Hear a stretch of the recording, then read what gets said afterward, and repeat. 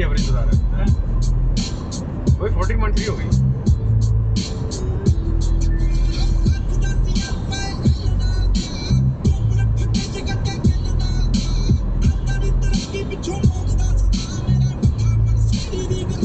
मेरा मोबाइल से बना फोटो क्या 14.5 की फोटो बना